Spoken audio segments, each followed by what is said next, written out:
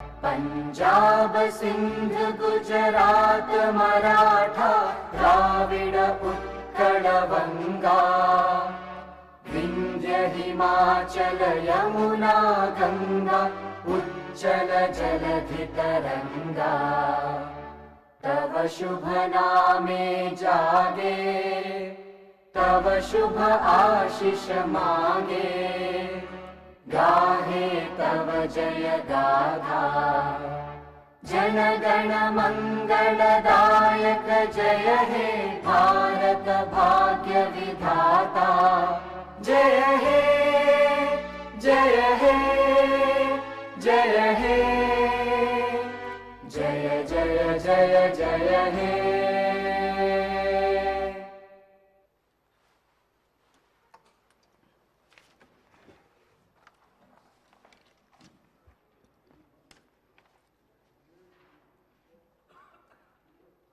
All the papers are deemed have been laid on the table of the House.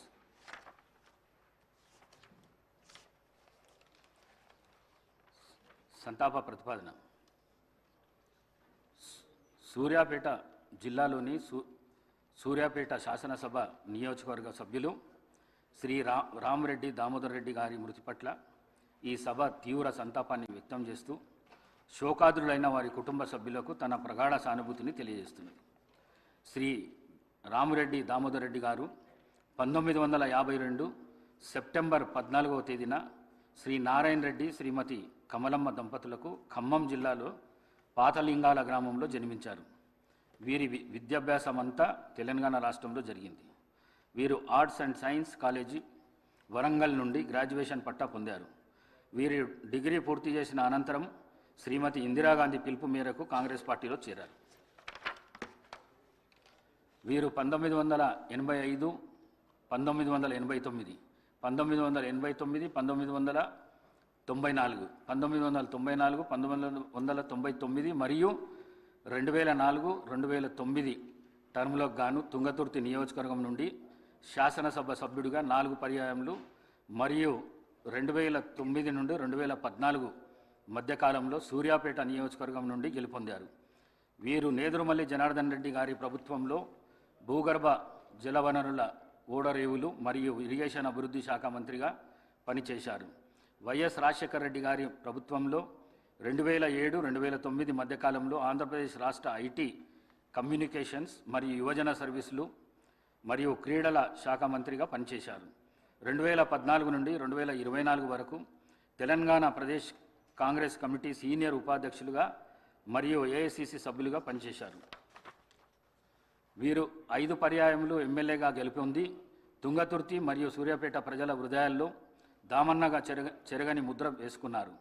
వీరు ఆయా శాసనసభ నియోజకవర్గాలకు ప్రాతినిధ్యం వహిస్తూ నిత్యం ప్రజలతో ఉంటూ ప్రజాసేవే పరమావధిగా అనేక అభివృద్ధి కార్యక్రమాలు చేపట్టి ప్రజల మన్ననలు పొందారు. వీరు శాసనసభలో ప్రజలకు సంబంధించిన అనేక అంశాలపై ప్రస్తావిస్తూ అందరి మన్ననలను పొందారు. వీరు 73 సంవత్సరాల వయస్సులో 2025 అక్టోబర్ 1వ తేదీన పరమపదించారు. సంతాప ప్రతిపాదన.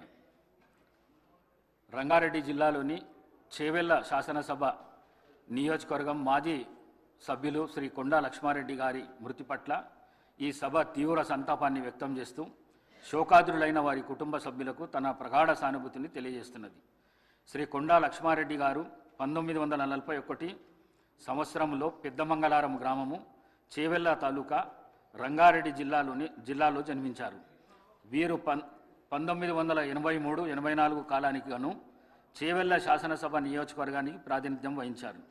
వీరు జర్నలిజంపై మక్కువతో 1980లో న్యూస్ అండ్ సర్వీసెస్ సిండికేట్ను స్థాపించారు.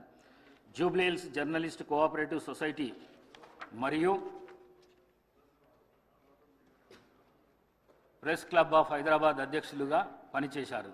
వీరి కుటుంబానికి రాజకీయ నేపథ్యం ఉంది.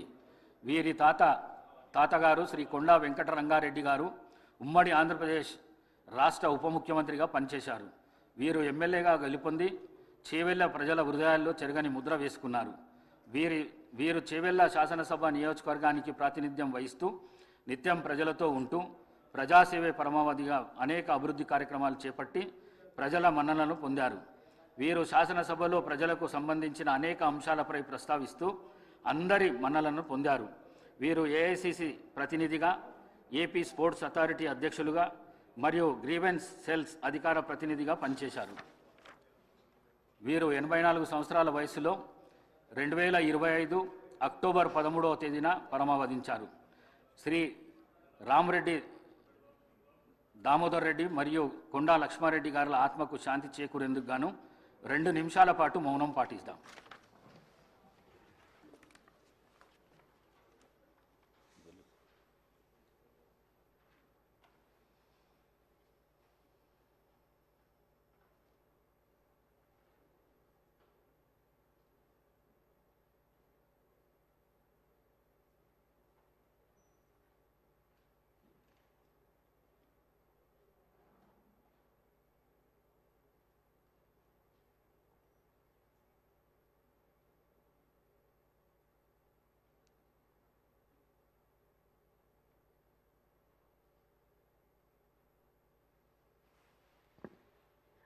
ఓకే.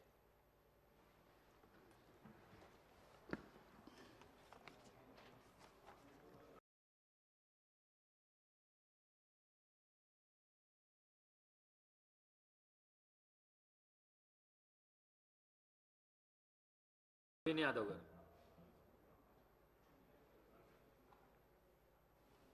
స్పీకర్ గారికి, డిప్యూటీ స్పీకర్ గారికి, గౌరవ ముఖ్యమంత్రి గారికి, మంత్రులకు, గౌరవ మంత్రులకు, సభ్యులకు, అధికారులందరూ కూడా నమస్కారం. స్పీకర్ సార్, ఫస్ట్ టైం మాట్లాడుతున్నందుకు చాలా హ్యాపీగా ఫీల్ అవుతూ మీకు ధన్యవాదాలు తెలియజేస్తూ, గత 2 సంవత్సరాల క్రితం ఇదే సభలో గౌరవ ముఖ్యమంత్రి గారు ఒకానొక సందర్భంలో పేరు ప్రస్తావించడం, 2 సంవత్సరాల లోపే ఇక్కడ ఈ సభలో తోటి సభ్యుడిగా రావడం చాలా అదృష్టంగా, గౌరవంగా భావిస్తూ అధ్యక్ష, మా సామాన్య కుటుంబం నుండి వచ్చినటువంటి నాకు ప్రజాసేవ కల్పించే అవకాశం కల్పించినటువంటి మా ముఖ్యమంత్రి గారికి, కాంగ్రెస్ పార్టీ పెద్దలకు ఈ అవకాశాన్ని స్వాగతిస్తూ మా ప్రాంత ప్రజలందరూ కూడా నన్ను ఆశీర్వదించి సభకు పంపించడం వల్ల అందరికీ కూడా మనసారా కృతజ్ఞతలు తెలియజేస్తూ, సార్ ఈ సభలో మాట్లాడే ప్రతి మాట, ప్రతి అంశం కూడా ప్రజల జీవితాలతో ముడిపడింది కాబట్టి సభ గౌరవిస్తూ, సభ మర్యాదలను పాటిస్తూ ముందుకు సాగుతానని, మా ప్రాంత ప్రజల యొక్క సమస్యలు పరిష్కరించడానికి గౌరవ ముఖ్యమంత్రి గారి ఆశీస్సులతో, సలహాలు, సూచనలతో మా ప్రాంత ప్రజల సమస్యలు పరిష్కరిస్తూ వారి సంక్షేమ అభివృద్ధి కోసం సాగుతాను ముందుకి, అదే నా లక్ష్యంగా పెట్టుకొని ముందుకు సాగుతానని.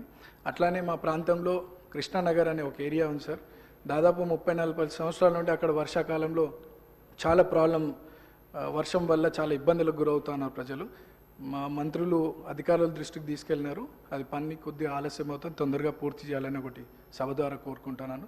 అట్లానే హై టెన్షన్ లైన్స్ మా ప్రాంతంలో ఉండడం వల్ల 10ల సంఖ్యలో ప్రజలు చనిపోయినటువంటి విషయం పూర్వంలో, అది కూడా అధికారుల దృష్టికి తీసుకెళ్ళినారు. అది కూడా అండర్ గ్రౌండ్ కేబులింగ్ ఫాస్ట్గా చేస్తే ఆ ప్రాంత ప్రజలు సురక్షితంగా ఉంటారనేది ఒక సందేశం మీ ద్వారా అందిస్తున్నాం అధ్యక్ష. అండ్ చాలామంది పిల్లలు కూడా అక్కడ చదువుకొని 10th తర్వాత ఫైనాన్షియల్ ప్రాబ్లం వల్ల చదువుకోలేని పరిస్థితి. సో అక్కడ ఒక ఇంటర్మీడియట్ అండ్ డిగ్రీ కాలేజ్ కూడా వస్తే బాగుంటుందని ఒక అభిప్రాయం తెలియజేస్తూ నాకు ఈ అవకాశం ఇచ్చినటువంటి మీకు థ్యాంక్స్. సభ్యులు చెప్పిన అంశాలని నోట్ చేసుకోవడం జరిగింది అధ్యక్ష. శ్రీ కేఆర్ నాగరాజు గారు. ధన్యవాదాలు అధ్యక్ష. గత నెల జరిగిన మోంతా తుఫాన్ వల్ల అధ్యక్ష మనందరికీ తెలుసు, కాకతీయుల కట్టిన మహానగరంలో, ఆ నగరంలో కట్టిన గొలుసు చెరువుల ద్వారా వచ్చిన ఆ యొక్క వాటర్ వల్ల చాలా కాలనీలన్నీ కూడా జలమయమైన అధ్యక్ష. గౌరవ ముఖ్యమంత్రి గారు తక్షణమే వరంగల్ నగరాన్ని విజిట్ చేసి తగిన సూచనలు ఇచ్చి అధికారులకు, అలాగే ఎవరైతే బాధితులు ఉన్నారో వాళ్ళందరికీ కూడా 1 నెల రేషన్, అలాగే హౌస్ హోల్డ్స్ అందరికి కూడా 15,000 చొప్పున ఇవ్వడం జరిగింది అధ్యక్ష. అలాగే మరణించిన వారికి కూడా 5 లక్షలు ఇవ్వడం మేము మా తరఫున, మరి వర్ధనపేట నియోజక తరఫు నుండి కూడా ధన్యవాదాలు తెలుపుతున్నాను అధ్యక్ష. ముఖ్యంగా అక్కడ గోపాల్పూర్ చెరువు అని ఉంటుంది అధ్యక్ష, అది దానివల్ల ఆయకట్టు అంటే అందులో అన్యాక్రాంతం అయిపోయింది ఆ చెరువు అంతా. గత 10 సంవత్సరాలలో ఆ చెరువు యొక్క రూపురేఖలు మారిపోయి ఆ వచ్చిన వరద వల్ల ఆ చెరువు కట్ట తెగి వివేక్ నగర్ కాలనీ అని ఉంటుంది అధ్యక్ష, చెరువు కట్ట కిందనే. అది మొత్తం కూడా పాపం ఉద్యోగస్తులందరూ కూడా ఎంతో కష్టపడి సంపాదించిన డబ్బుతో కట్టుకున్న వారి హౌస్ హోల్డ్స్ అన్నీ కూడా సుమారుగా ఒక్కొక్కరికి 15 లక్షలు 20 లక్షలు 25 లక్షలు ఒక్కొక్కరికి నష్టం జరిగింది అధ్యక్ష. కాబట్టి దయచేసి మీ ద్వారా ఇరిగేషన్ మినిస్టర్ గారికి అలాగే మా యొక్క ముఖ్యమంత్రి గారికి తక్షణమే ఆ గోపాలపూర్ చెరువును రిట్మెంట్ చేసి శాశ్వత పరిష్కారం చేయాలని కోరుకుంటున్నా అధ్యక్ష. రెండో విషయం, సభ్యుడు మాట్లాడుతూ బాంబులతో పేల్చేస్తున్నారని అసత్య ప్రచారాలు ఇక్కడ కూడా మాట్లాడడం సిగ్గుచేట అధ్యక్ష. దాన్ని వెంటనే తొలగించాలి అధ్యక్ష, రికార్డులోకి వెళ్ళి తొలగించాలి అధ్యక్ష.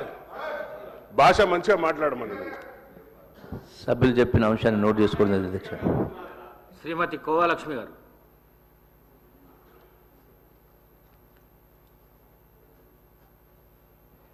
అధ్యక్ష నమస్కారం. మీకు ఈరోజు ఏదైతే మన అసెంబ్లీ ఈరోజు మరి మాట్లాడడానికి అవకాశం ఇచ్చినందుకు మీకు ప్రత్యేక ధన్యవాదాలు అధ్యక్ష. మరి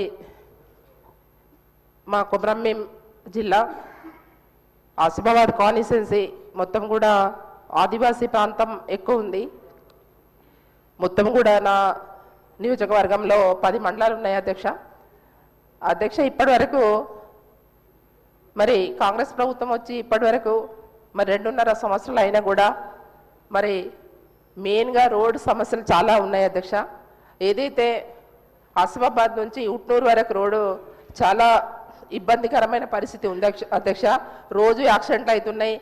మరి గతంలో కూడా మేము మన ఇన్ఛార్జ్ మంత్రి గారు సీతక్క గారు ఉన్నారు, ఆ రోజు కూడా మేము చెప్పడం జరిగింది. మరి ఆ రోడ్డు పూర్తిగా మరి రిన్యువల్ రీబీటీ చేయాలని కూడా మేము చెప్పడం జరిగింది అధ్యక్ష.